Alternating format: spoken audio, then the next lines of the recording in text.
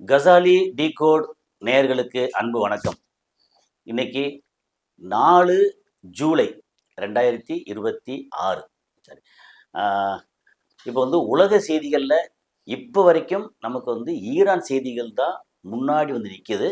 இடையில இங்கே Ukraine Russia 11 மணி நேரம் விடாத போர், பயங்கரமான போர் இருந்துச்சு. அந்த செய்தி அதை விட்டாச்சுன்னா உலகத்தில் வேறு செய்திகளே இல்லை அப்படின்ற அளவுக்கு தெரிஞ்சுன்னா. இடையில ஐரோப்பாவில், சைனாவில் அங்கெல்லாம் பயங்கரமான வெப்பம், எல்னினோ வெப்பம். அங்கே குளிர் பிரதேசத்தில் 41, 41.5 டிகிரி அப்படின்னு மக்கள் ஏகப்பட்ட பேர் 65 வயசுக்கு மேலே இறந்து போனதா இதெல்லாம் செய்தி வந்துச்சு. இன்னைக்கு உலக செய்தி எடுத்தாச்சு. ஏன் இது முன்னோட்டம் கொடுக்குறேன்னா, உலக செய்தியில் அதிகமாக அடிபடுறது, அது இப்போ அடிபடுறது ரொம்ப பரபரப்பான செய்தின்னு எடுத்தாச்சுன்னா, சையத் அலி, அயத்துல்லா சையத் அலி கொமேனி. அவர் கமெனி பிப்ரவரி 28 கொல்லப்பட்டார். இறந்து விட்டாங்க, கொல்லப்பட்டார். அவர் 4 மாசமா வச்சிருந்து இப்போ எல்லாம் ஒரு மாதிரி அவங்க அடிக்கிற அடி திருப்பி எல்லாம் அடிச்சு முடிச்சு ஒரு மாதிரி ஆயிருக்காங்களா. இப்போ உலகத்தின் முக்கியமான தலைவர்கள், நாடுகள், மெஜாரிட்டி ஆஃப் நாடுகள் எல்லாத்தையும் கூப்பிட்டு, ப்ளஸ் ஐரோப்பிய நாடுகளில் ஒரே ஒரு நாடு மட்டும் இதை கூப்பிட்டு அவங்க இப்போ அந்த விஷயம் நடந்துகிட்டு இருக்கு. அவரை அடக்கம் பண்ணணும். ஒரு வாரத்துக்கு மோர்னிங் சொல்லுவாங்க இல்லையா, அவர் இறுதி மரியாதை எல்லாம் பண்ணிட்டு இருக்காங்க, ஆரம்பிச்சிருக்காங்க. அது சம்பந்தமா நிறைய தகவல்களை நமக்கு எப்பவுமே நிறைய டீட்டெயில்டாக தகவல்கள் அங்கங்கே படித்து, ஒரு தேனி மாதிரி பூக்களில் போய் இது தேனின்னு சொல்லிட்டாலே தெரிஞ்சிடும். அவர் நம்ம உலக செய்திகளின் சூப்பர் ஸ்டார், தோழர், சகோதரர் சுஃபியான் அவர்கள். அவர் வந்திருக்காங்க. அவர்கிட்ட கேட்போம். வாங்க சார், இனிமே உங்களுடைய களம். நீங்க ஆயத்துல்லா கமேனியுடைய மரண செய்திகள், அது சம்பந்தமா நம்ம சில விஷயங்களை பேசுறோம். இப்போ போர் விவகாரங்கள் நம்மள்ட்ட ஒண்ணும் இல்லை, போரே குறைவா தான் இருக்கு. போர் இல்லை இல்லை.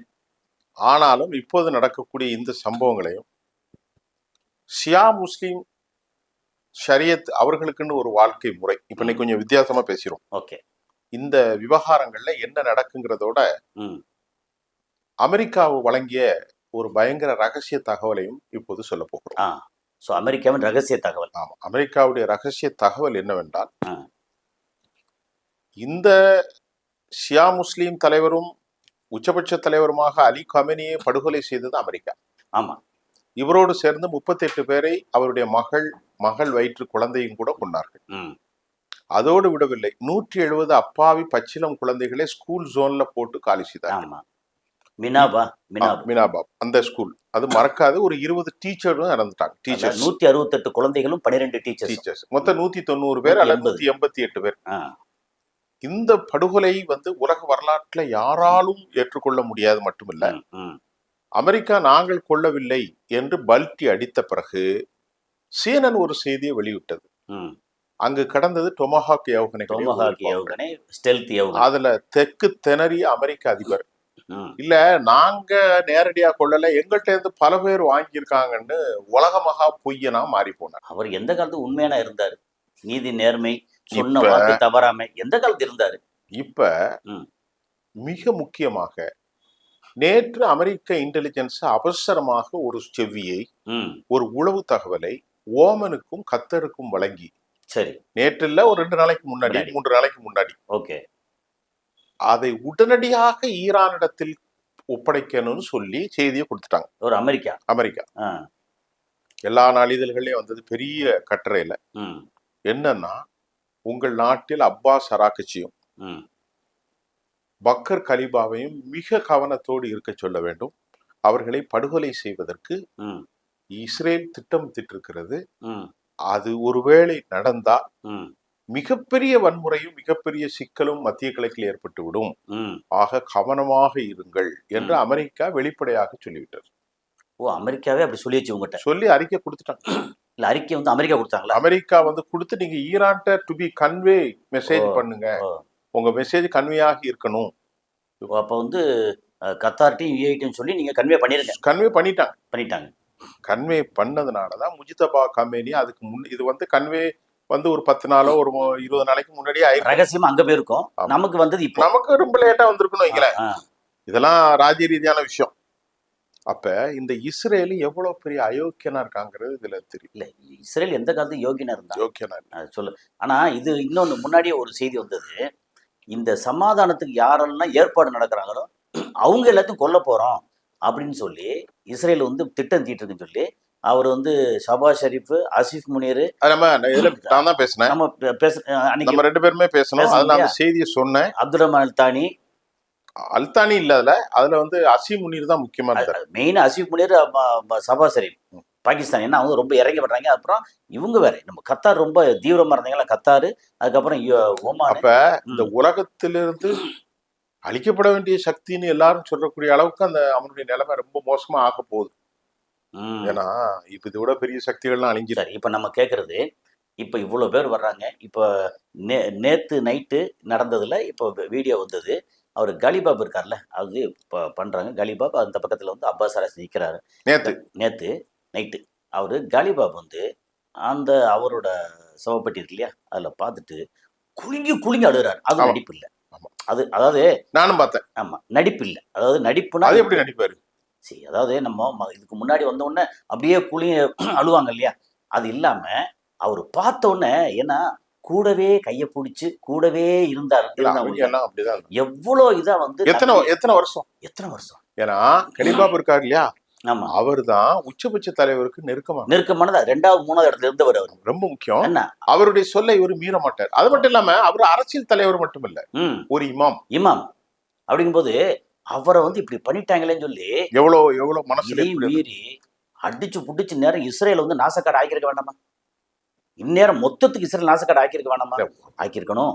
ஆனாலும் அரசியல் ரீதியா நம்ம அவசரப்பற்ற கூடாதுன்றதுக்காக கேர்ஃபுல்லா கொஞ்சமா பண்ணியிருக்காங்கன்னா நேற்று குளிங் அழுதாங்க. நேற்று முன்தினம் ஒரு செய்தியை பிபிசி வெளியிடுது. அந்த பிபிசி பேட்டியில உலக தலைவர்கள், உலக அறிஞர்கள் எல்லாரும் பேட்டி கொடுக்குறாங்க. அரசியல் வல்லுநர்கள் இந்த போரில் யார் வெற்றி பெற்றார், ஈரான் வெற்றி பெற்றதுன்னு தலைப்பே போட்டாங்க. தலைப்பு ஆமா, முன்னாடி இருந்து போட்டே இருக்காங்க. இப்போ வந்து ஃபைனலா போட்டாச்சு. அப்படி என்றால் தனித்து விடப்பட்டது யார், ஒன்றுக்கும் ஆகாமல் உருப்படி இல்லாமல் போனது யார் என்ற பிபிசி அடுத்த கேள்வி. சரி, இப்ப நீங்க சொன்னதுனால நான் தான் பதில் சொல்றேன். இஸ்ரேல் உலகத்தில் தனித்து விடப்பட்டு அமெரிக்காவோடு சேர்ந்து எல்லாவற்றையும் இழந்து போனார்கள் என்றும் பிபிசி சொல்றாங்க. இப்போ வந்த செய்தி என்னன்னா, நெத்தன்யாகு அண்ட் ட்ரம்ப் விரைவில் அங்கே சந்திக்கிறாங்க. அதுக்கு வந்து அமெரிக்கா ஒப்புதல் கொடுத்து, இடையில வந்து கொஞ்சம் ஒரு மாதிரி பிரச்சனையா இருந்துச்சு அமெரிக்காவுக்கும் இஸ்ரேலுக்குமே. சொல்லு கேட்க மாட்டேங்கிற, நீ வந்து அடிச்சுக்கிட்டே இருக்க, எனக்கு ரொம்ப பிரச்சனை பண்ணுறேன்னு சொல்லி ரொம்ப பிரச்சனையா இருந்துச்சு. அதுக்கப்புறம் வந்து ஏதோ அங்கேருந்து பெரிய லாபி சொல்லி நெத்தன்யாகு அங்கே போய் சந்திக்கிறதுக்கு ஓகே சொல்லிருக்காங்க. சந்திக்க போனாங்கன்னா யாரை போய் சந்திக்க?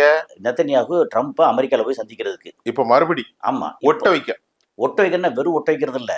இதுக்கு பின்னாடி என்னன்னா, இந்த இவர் அடக்கம் பண்ணி முடிச்சதுக்கு அப்புறம் எப்படி பார்த்தாலும் ஈரானை வந்து ஒரு வழி பண்ணணும். அநேகமா அவங்க மீண்டே வர முடியாத அளவுக்கு வந்து ஆயுதத்தை பயன்படுத்தணும் அப்படிங்கிற மாதிரி வந்து பேச்சுவார்த்தை.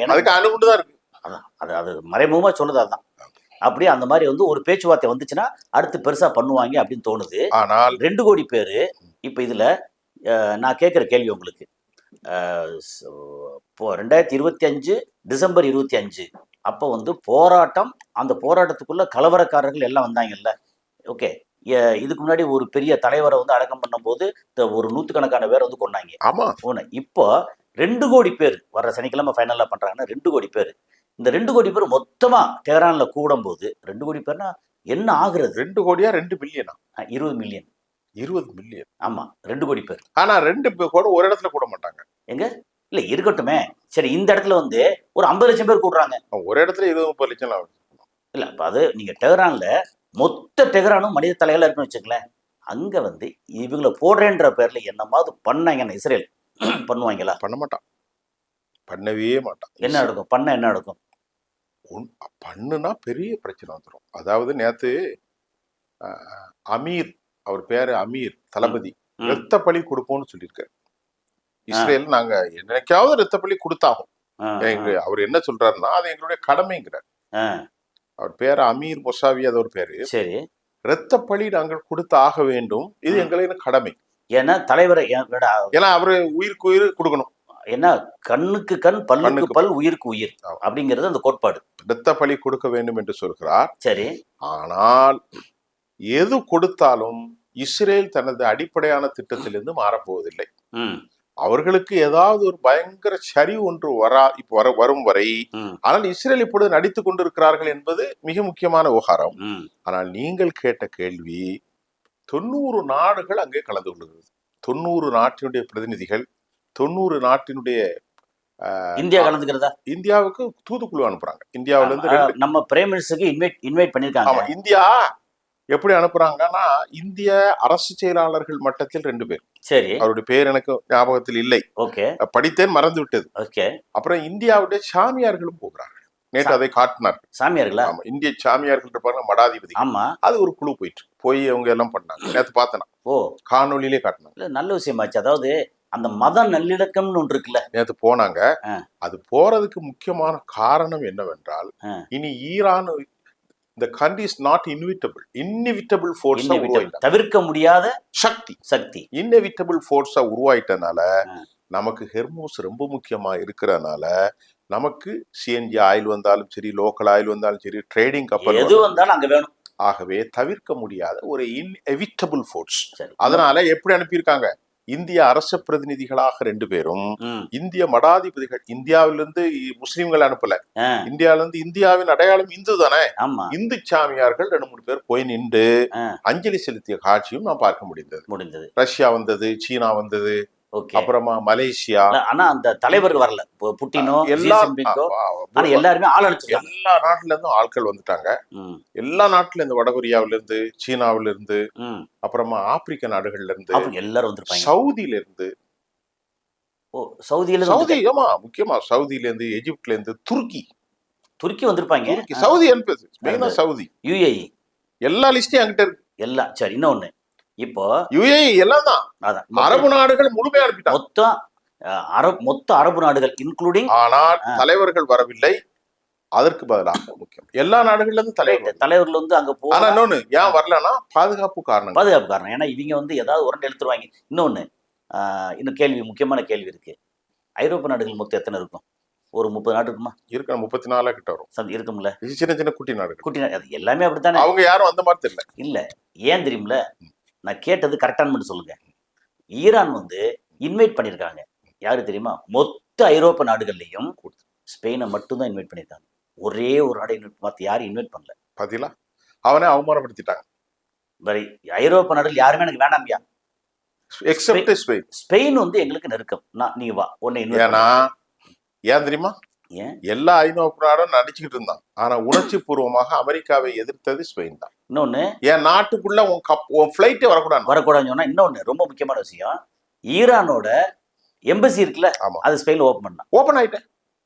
ஸ்பெயின்ல மட்டும் நம்ம ஏற்கனவே பேசிருக்கோம். அப்போ ஸ்பெயினை மட்டும் வந்து நீ என்னுடைய தோழன், நீ வா, மத்தவங்களுக்கு இன்விடேஷன் இல்ல. ஸ்பெயின் என்ன சொன்னான்னா, நீ ஈரானை தாக்குனா உன்னுடைய படை, உன்னுடைய F-35 கழுத கத்திரிக்காயோ என்னுடைய வான் எல்லைக்குள்ளே வரக்கூடாது. அதுக்கப்புறம் தான் இத்தாலி சொன்னா, UK சொன்னா, எல்லாருமே சொன்னா. சரி, கனடா, அமெரிக்கா, இவங்களுக்கு இன்விடேஷன் கிடையாது. அவங்க யாரும் வரல. ஏன் வரலன்னா ஒரு காரணம் இருக்கு. இப்ப அவங்களுக்கு இவன் தான் பெரிய ஆளாயிட்டான், நீங்க இனி எப்படி ஒரு தவிர்க்க முடியாத சக்தியாக இந்தியாவுக்கு மாறினானோ, எல்லாருக்கும் மாறியது போல் மத்திய கிழக்குக்கே மாறிட்டாங்கன்னா, அவர்களுடைய லிஸ்ட்ல தீவிரவாத படைகளாக IRGC வச்சிருந்தாங்க. ஆமா, Islamic revolutionary guards and corps வந்து ஒரு தீவிரவாதி தடை செய்யப்பட்ட படை. அதனுடைய தலைவர் யார்? இப்போ இறந்து போனவர் தானே. ஆமா, மொத்தத்துக்கு IRGCக்கு ஒரு தலைவர் இருக்காரு. ஆனா இவரு தானே எல்லாத்துக்கும் தலைவர். மொத்த நாட்டுக்கு மொத்த தலைவர் அவர் தானே. அப்ப தீவிரவாத படைக்கு அவர் தானே தலைவர். அதனால அவங்க போகல. அப்படின்னு அவங்க பக்கம் ஒரு நியாயம். கூப்பிடல. இவன் ஏன் கூப்பிடுறாங்க? இல்ல, இவன் வந்து இஸ்ரேல் எப்படி பார்த்தாலும் இந்த இது அடக்கம் பண்ணதுக்கு அப்புறம். இன்னொன்னு, முன்னாடி வந்து முஸ்தபா கமேனி பிரசன்னம் ஆவார், வந்து தன்னுடைய முகத்தை பொது வெளியில காமிப்பார் முதல்ல சொன்னாங்க. ஆனா ஒருவேளை அவர் வர்ற மாதிரி இருந்துச்சுன்னா வரமாட்டார். இல்ல, ஏன்னு கேட்டா பண்ணிட்டாங்க. இல்ல, வரல, டிக்ளேர் பண்ணல. அது சொல்லிட்டாங்க. அவர் வந்தாலும் அந்த இடத்துல கொலை நடக்காது. ஆனால் அவரை பின்பற்றி அவர் எங்க இருக்காரு என்ன ரூட் கண்டுபிடிச்சிருவாங்க. அதனால அவர் எங்க இருக்காருன்னு இதுவரைக்கும் யாருக்கும் தெரியாது. அவர் ஏற்கனவே அப்பாவுடைய பாடி எல்லாம் பார்த்திருப்பாரு. ஆமா, அதெல்லாம் பார்த்து உள்ள சைலண்ட்ல எல்லாம் பார்த்து அங்கேதான் இருந்திருக்கலாம், பார்த்திருக்கலாம். அதெல்லாம் யாருக்கும் அவர் எங்க இருக்காருன்னு பாடி இது வரைக்கும் யாருக்கும் தெரியாது. ஆமா. ஒரு பெரிய பவர்ஃபுல்லான ஒரு இடத்துல வச்சுதான் பண்ணியிருக்கிறாங்க. அதெல்லாம் இருக்கு. அதனால இப்ப வந்து பாடி வந்து ஆனா வெளியில அஞ்சலிக்கு இருக்கு இல்லையா? இந்த மாதிரி ஒரு அலாட்டை அவங்க ஏன் முன்னேறி செய்யல? முக்கிய தலைவர்கள் எல்லாம் காப்பாத்திருக்கலாம். இல்ல அவங்க ஒரு விஷயம் வச்சுங்க. எப்படி பார்த்தாலும் அன்னைக்கு பிப்ரவரி 28 கூட்டம் போட்டது வந்து அண்டர் கிரவுண்ட்ல தான். வெளியில பண்ணல. அண்டர் கிரவுண்ட்ல தான். அதை தாக்கிட்டாங்க. அண்டர் கிரவுண்ட்ல பங்கர் பஸ்ட் வந்து எத்தனை பங்கர் பஸ்ட் அடிச்சது அவங்க? அதுல தான் அது ஏவுகணைகளா பங்கர் பஸ்டா? ஏவுகணைகள் தான். பங்கர் பஸ்ட் கிடையாது. பங்கர் பஸ்ட் வந்து அன்னைக்கு பங்கர் பஸ்டும் போட்டாங்க. அப்படியா? ஏன்னா இஃப் ஐம் நாட் ராங், அவங்க போட்ட பங்கர் பஸ்ட் வந்து 13 பங்கர் பஸ்ட் தான் போட்டிருக்காங்க. 1 2 இல்ல. அன்னைக்கு போட்டது மட்டும். ஓகே, 13 12 சம்திங் போட்டிருக்காங்க. அதுல தான் கொஞ்சம் வெடிக்காத பங்கர் பஸ்ட் அதெல்லாம் எல்லாத்தையும் எடுத்தாங்க. வேற இங்க போட்டது கூட பங்கர் பஸ்ட் நிறைய போட்டு. சரி, அப்ப அது என்ன பாதுகாப்பு? என்னன்னா பங்கருக்குள் இருந்தார்கள் போட்டு இருக்காங்கன்னு சொல்றீங்க. ஆமா, அதாவது பூமிக்கு அடியில. பூமிக்கு அடியில. அது என்ன பாதுகாப்பு? ஒரு 100 அடிக்கு கீழே இருக்கான்னு வச்சுக்கங்களேன். ஆனா இவங்க திடீர்னு பங்கர் பஸ்ட் வந்து போடுவாங்கன்னு இவங்க எதிர்பார்க்கல. விஷயம். ஆனால் இப்போ வச்சிருக்காங்க, பேச்சுவார்த்தை நடந்துகிட்டு. இப்ப மிசைல் சிட்டின்னு வச்சிருக்காங்க இல்லையா? இப்ப இருக்கிறதெல்லாம் 300 அடி கீழே. அதுல போய் உட்கார்ந்தா போட்டுருக்காங்க. ஒண்ணு அது வந்து ஒண்ணும் பண்ண முடியாது. இன்னொன்னு, ஆனா இவங்க எதிர்பார்க்கல. ஏன் எதிர்பார்க்கல தெரியுமா? பேச்சுவார்த்தை 2ஆம் தேதி வந்து ஃபைனல் சைன் பண்ண போறோம். இதுதான் கரெக்ட். நீங்க சொன்னதா கரெக்ட். ஆமா, பேச்சுவார்த்தை. அது இவ்வளவு ஃப்ராட் பயிலுங்க. இவ்வளவு பெரிய துரோகத்தை செய்வாங்க. நெதன்யாகு வந்து இதே வேலை தான் துரோகம் பண்ணாங்க. இதுக்கு முன்னாடி 84 வந்து நெதன்யாகு உதிர்த்த வார்த்தை தான் இஸ்லாமிக் டெரரிசம் அப்படின்னு உதிர்த்த வார்த்தை. இப்போ உலகம் பூரா என்ன சொல்ல ஆரம்பிச்சிட்டாங்க? Jewish terrorism. இப்போ வந்துருச்சு. நீதான்டா டெரரிஸ்ட். யாரும் இஸ்லாமிக் டெரரிசம் இப்ப யாரும் சொல்ல மாட்டாங்க. இப்போ எப்படி சொல்லுவாங்க? ஆமா, யூத தீவிரவாதிகள் எல்லாரும் சொல்றாங்க. ஆமா, யூரோப் நாடுகளே சொல்லிட்டாங்க. ஆமா, யூத தீவிரவாதிகள். அவன் வந்து என்ன பண்ணாலும் தன்னோட சுயநலத்துக்காக நாட்டு பழி கொடுத்தாலும் பரவாயில்ல அப்படின்னு அவன். அங்க ட்ரம்ப் வந்து என்னோட இதுக்காக ட்ரம்ப்போட சமீபத்துல அவரோட கணக்கு வழக்கு ஒப்படைப்பாங்கல்ல, அது என்ன பண்ணிருக்காங்க? 500 பில்லியன் லாபம் பார்த்திருக்காரு இந்த போர்ல. யாரு? நம்ம ட்ரம்ப். அவன் தனியே 500 பில்லியனா? 500 பில்லியன். அப்போ கிட்டத்தட்ட 50 லட்சம் கோடி. 500 பில்லியனா? 50 லட்சம் கோடி. அடே பாவியா. ஆமா, 50 லட்சம் கோடி. அத வந்திருக்கு. என்னன்னா திடீர்னு வந்து சமாதானம் அப்படின்னு சொல்லியாச்சுன்னா அந்த ஷேர் இருக்கு இல்லையா, டக்குன்னு ஒரு ஷேர் ஏறும்ல. அப்போ ஏற்கனவே வாங்கி வச்சு நிறைய வித்து அடுத்த வாரம் மாத்தின்னு சொல்லி இதே வேலையா. நம்ம அரசியல்வாதி பரந்தூருக்கு முன்னாடி வாங்கி போட்டு தானே அதேதான். பரந்தூருக்கு முன்னாடி எல்லாம் வாங்கி போடுவாங்க.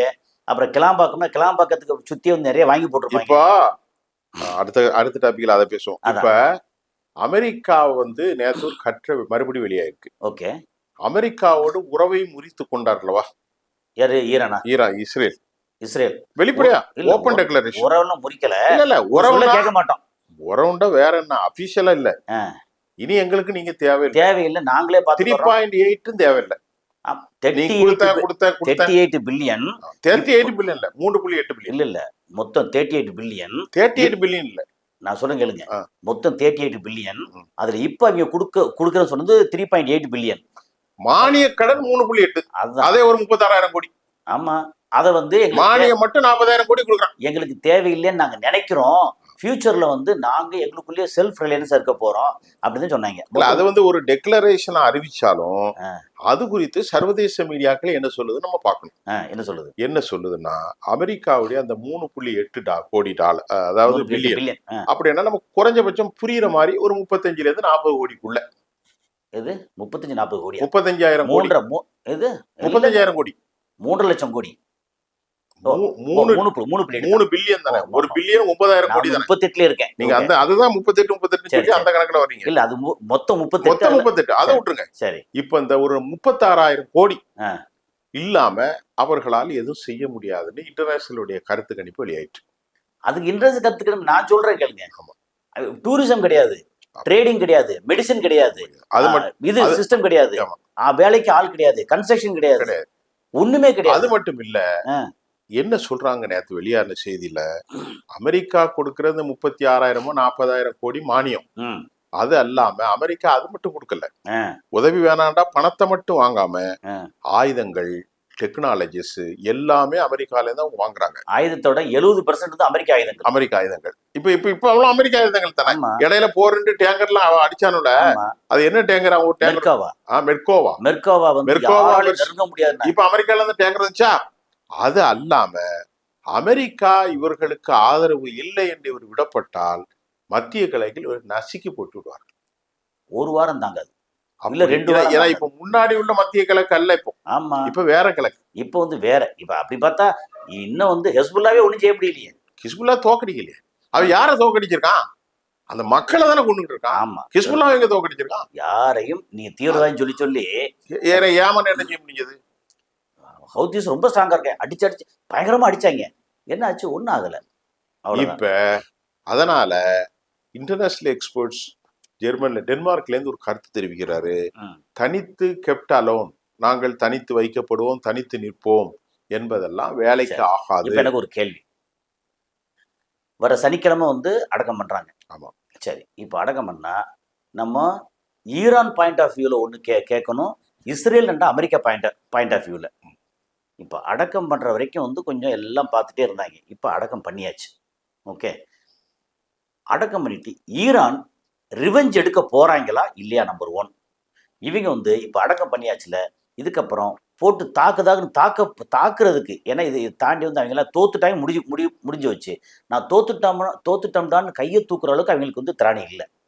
ஏதாவது பண்ணியே தீரணுன்ற நெத்தன்யாகு என்ற ஒரு சைத்தான் இருக்கிற வரைக்கும் அப்படித்தான் இருக்கும். இன்னொரு விஷயம், ஆ. இப்போ வந்து இந்த அடக்கத்துக்கு அப்புறம் ஏதாவது ஒண்ணு நடக்கும். இந்த அடக்க முடிஞ்ச உடனே ஜூலை 10க்கு அப்புறம் ஒரு தாக்குதல் நடக்கும். யாருக்குமா இருக்கும்? அது அமெரிக்கா தாக்காது. அமெரிக்கா தாக்காது. அமெரிக்கா இந்த இலக்குல இருந்து இப்ப தாக்க மாட்டான். அமெரிக்கா எப்படி தாக்க மாட்டான் என்றால், அமெரிக்கா தற்போதைய நிலையில் இஸ்ரேலுக்கு நேரடியாக அவர்கள் ஆதரவு கொடுப்பதோ அவர்களுக்கு பின்னால் போவதோ நடக்காது. அப்படி பார்த்தா இப்ப சமீபத்துல இந்த ஒரு 11 இடத்த வந்து கப்பல் அடிச்சிங்களடா, இந்த எது நம்ம சிங்கப்பூர் கப்பல் அடிச்சிங்கல்ல, அமெரிக்கா தான் அடிச்சாங்க, இஸ்ரேலா தான் அடிச்சாங்க. அது சில இஸ்ரேல் கூட ஜாயிண்டா சொல்றான், அமெரிக்கா தனித்துவமாக அடித்தார்கள், அடிச்சா தனித்துவமாக அடிப்பார்கள். ஆனால் இஸ்ரேல் கூட சேர மாட்டார்கள். இப்ப இதுல ஒரு பெரிய டெஸ்ட் அவங்க செய்வாங்க. நீங்க கேட்ட கேள்விதான் அற்புதமான நுணுக்கமான கேள்வி. இப்போ ஒண்ணு செய்யலாம், அடக்கம் பண்ணி ஒரு 4 நாட்களுக்கு அப்புறம் தனித்து இஸ்ரேலை அவர்கள் நைய புடைத்தார்கள் என்றால் இஸ்ரேல் எவ்வளவு காலம் தாக்கு பிடிக்கும்? இஸ்ரேல் வந்து அமெரிக்காவோட உதவி கிடைக்காது என்று இப்போதைக்கு தச்சமையும் கிடைக்காது, வெளிப்படையா கிடைக்காது, ரகசியமா கிடைக்கலாம். வேணான்ட்டான். எனக்கு இல்ல, வேணாம்னு சொன்னா உடனே வேணாம், அடுத்த நிமிஷம் கையேந்திரும், ஐயா நீங்களாம் முடியாது. அதாவது வேணாம்னு சொன்னாங்க, கரெக்ட் தான். பின்ன எதுக்கு வந்து இவன் கேட்டு நெதன்யாகு அவரை மீட் பண்ண போறாரு ஒரு வாரத்துல? அதுதான் சொல்றேன். நீங்க அந்த கேள்வி வருது இல்ல, இப்ப நீங்க சொன்னீங்கல்ல, இது இந்த செய்தி எனக்கு தெரியாது, மீட் பண்ண ஏன் போறான்னு இந்த செய்தி எனக்கு வரல. இப்ப வந்திருக்கு, மீட் பண்ண வர. நீங்க சொல்ற செய்தி எனக்கு புதுசு. இப்ப நான் நாளைக்கு தான் தெரியாது, இதை நான் இது வரைக்கும் படிக்கல. நெத்தனியாகு வந்து அமெரிக்காவுக்கு போகிறார் என்பது எனக்கு புதிய செய்தி. இப்ப வந்ததா சரியான செய்தியாங்கிறது? ஏன்னா இவங்க போனாங்கன்னா போனா முடிஞ்சிடும், சமாதானம் ஒரு பக்கம். இங்க என்னெல்லாம் பண்ணணும்னு பிளான் பண்ணுவாங்கல்ல, அடுத்து என்ன அடிக்கணும் எதுன்னு எல்லாம் பேசி நல்லா பேசி முடிச்சுட்டு அவன் திரும்பி. எனக்கு ஒரு சந்தேகம் என்ன நடக்கிறது என்றால், நீண்டகால போருக்கு அமெரிக்கா அணு ஆயுதங்களை பயன்படுத்தாது, அது சாத்தியம் இல்லை. அதை விட்டுருங்க, அமெரிக்காவை பொறுத்தவரை. ஏன்னா அணு ஆயுதத்துக்கு எதிராக போறாதீங்க, அப்படி நம்பாதீங்க. அமெரிக்காவுக்கு அந்த சாத்தியம் இல்லை என்றாலும் அமெரிக்கா இப்படியே சொல்லி சொல்லி செப்டம்பர் வரைக்கும் கதையை கொண்டு நவம்பர் வரைக்கும் கொண்டு போய் மறுபடியும் ஒரு பெரும் தாக்குதல் நடத்தணும். அது ஏற்கனவே சொல்லிட்டாங்களே, இவர் இந்த மாதிரி சமாதானம் 60 நாள் சமாதானம் சொன்னதே இப்போ வந்து ஜூலை ஆகஸ்ட் முடிஞ்சு, அடுத்து கொஞ்சம் சின்ன ஒரு சலசலப்பு, இன்னும் 2 மாசம், செப்டம்பர் அக்டோபர் முடிஞ்ச உடனே எலெக்ஷன். அது வரைக்கும் ஒரு மாதிரி இழுத்து பிடிச்சி போயிட்டு எலெக்ஷன்ல ஜெயிச்சாச்சுன்னா இங்க வேற மாதிரி நடவடிக்கை எடுப்போம். இதுக்கு இடையில இன்னொரு செய்தி, நேற்று வெளியான செய்தியில, நாங்க வந்து ரொம்ப மனிதநேயர்கள். யார் சொல்றா? அமெரிக்கா. அது சரி, நாங்க ரொம்ப மனிதமான ஆட்கள், அதனால ஈரானுக்கும் எங்களுக்கான உறவு அந்த அடிப்படையில தொடர வேண்டும் என்று நான் விரும்புகிறேன். எப்படியே தலைவரை கொல்லுவோம், பிள்ளைகளை கொல்லுவோம், ஆனா மனிதநேயம் முக்கியம். ஆனால் எங்கள் நாட்டிலிருந்து ஏராளமான சாமான்களை நாங்கள் கொடுக்க போகிறோம். அதாவது எதை? விவசாய சாமான்கள், மருத்துவம்லாம் மக்களுக்கு கொடுக்கிறோம். சரி, ஈரானோடு பரஸ்பரம் நல்ல உறவு வைக்கிறதுக்கு தான் நாங்க விரும்புறோம். யாரு? நேற்று மாலை இதே நேரத்துக்கு அமெரிக்க அதிபர் ஈரானோடு தொடர்ந்து ராஜ்ய ரீதியாக உறவுகளையோ ட்ரேடிங் பார்ட்னர்ஷிப்போ நாங்க எதிர்பார்க்கிறோம். ஏன்னா நாங்க மனிதநேயர்கள். இன்னொன்னு சொன்னாங்களே, 300 பில்லியன் வந்து இப்போ சாத்தியம் இல்லாட்டன்னு பரவாயில்ல, நாங்க 100 பில்லியனை வந்து ஈரானோட ட்ரேடிங் பண்ண போறோம். ஷேர் பண்ண போறாங்களா? ட்ரேடிங். ஆமா, ட்ரேடிங்னா எப்படி? அவங்க பொருட்கள் மட்டும். இதுல என்னன்னா, உடனே பக்கர் கலிபா சொன்னாரு, உன் கதைய வாயில மண்ணெலி போடு, நீ என்ன சொன்னாலும் நாங்க ஏத்துக்கிற மாதிரி இல்ல, நீ எங்க துட்ட தாடான்னு சொன்னா நீ என்ன பண்ற? நம்ம ஊர்ல ஜமீன்தார்கள் இருப்பான் தெரியுமா? ஆமா. அவன் வேலை பார்த்த கூலியை கொடுக்காம பல ஊர்கள்ல உண்டு. இப்ப நெல்லு, இல்ல, பொக்கு நெல்லு, பொக்கு கடலை அதெல்லாம் எடுத்துட்டு போ கணக்கு கழிச்சு. எல்லாம் வந்து கூட கூட பார்த்தா, ஐயா சாமி என்ன இது பொக்கு கொடுக்க, போப்பா அவ்வளோதான் போ அப்படிமா, நல்லதெல்லாம் எடுத்து வச்சுக்கிட்டு. இந்த அநியாயத்தை தான் அமெரிக்கா செய்ய முயற்சிக்கிறார்கள். ஜார்ஜியாவிலிருந்தும், டெக்சஸ்ல இருந்தும், கலிபோர்னியால இருந்தும், நியூ ஆர்லியன்ஸ்ல இருந்தும் அவர்கள் விளைச்சல் இருக்கக்கூடிய அங்க அங்க எவ்வளவு விவசாயிகளுக்கு ஒரு ஏக்கர் இருக்குன்னா ஒருத்தருக்கு 500 ஏக்கர் இருக்கும். 500 ஏக்கர் 1000 ஏக்கர் இருக்கு. ஒருத்தனுக்கு 300 ஏக்கர் இருக்கும். குறைஞ்சபட்சம் 150 ஏக்கர் இருக்கும். ம். இதுல உள்ள விளைஞ்ச பொக்கு கடலைகள், அது மட்டும் இல்லாம ஜெனட்டிக்கலி மாடிஃபைடு விதைகள் எல்லாமே எல்லாத்தையும் இங்க கொண்டு வந்து கார்ன் இருக்குல்ல, corn. மக்காச்சோளம், மக்காச்சோளம் அது போக வந்து இது சோயாபீனு, அதுக்கப்புறம் இது வீட்டு Right. கோதுமை, இந்த இதையெல்லாம் கொடுத்து கதையை முடிக்கிறதுக்கு நாங்க ரெடியா இல்ல, நாங்க ப்ரிப்பேர்டா இருக்கோம், பேட்டிலுக்கு ரெடின்னு பாக்கர் காலிப்பா மறுபடியும் ஆரம்பிக்கிறார். ம். இதோட இன்னைக்கு கதை முடியுது. இன்னைக்கு இதுக்கு முடியுது. இடையில சரி, ஒண்ணு சொல்லிடுறேன். ஆ. அப்பாஸ் அராக்கிச்சி ஒரு ஸ்டேட்மெண்ட் நேத்து விட்டுருக்காரு, நேத்து மாலை. சரி. நம்முடைய இப்ப முக்கியமான தேவை ம். அரபு படைகளை உருவாக்க வேண்டும். மத்திய கிழக்கு படைகள், அரபு இது போன படைகள். வாரம் சொன்னாங்களே, ஆ? போன வாரம் சொன்னாங்களே இதை. இப்போ திரும்ப சொல்லிடுறாங்க. அதை சொல்லிக்கிட்டே இருப்பாங்க. சரி, போன ஆமா. வாரம் சொன்னாங்க, அதுக்கு முந்தையும் சொன்னாங்க. ஆமா அது ஒரு 6 மாசம் 3 மாசம் முன்னாடி. ஆமா. இப்ப மறுபடியும் இப்ப நேத்து முந்தானத்து ஆ. அரபு கோலியேஷன் ஃபோர்ஸ் லைக் நேட்டோ மாதிரி ஓகே. எல்லாரும் நாங்க ஜாயின் பண்ணணும். We convergence Okay. Under a roof. ம். ஒரு குடையின் கீழ் நாங்க கன்வர்ஜ் ஆகணும். Will form. ஓகே. நாங்க நிச்சயமா உருவாக்க முடியும். ம். Protect the region. அந்த ரீஜன் தான் நம்ம ஏற்கனவே பேசிட்டோம். பேசிட்டோம். செக்யூரிட்டி அன்னைக்கு கூட பேசணும். அன்னைக்கு பேசணும். இந்த மாதிரி அன்னைக்கு பேசல செய்தி நேற்று அதைத்தான் சொல்றாரு. அதான் திரும்ப அது சொல்றாரு. இன்னொரு 4 நாளைக்கு 15 முன்னாடி சொல்லுவாரு. ஆமா. இதுல அதைத்தான் சொல்லி நான் இப்ப திருப்பி பிரஷர் கொடுக்குறாங்க. ஒருபோதும் இந்த அரபுகள். சரி, இந்த இந்த இந்த செய்திக்கோட சேர்ந்த ஒரு செய்தி சொல்லிட்டுமா? என்ன, திஸ் இஸ் மேசிவ்னு ஒன்று போட்டிருக்கு.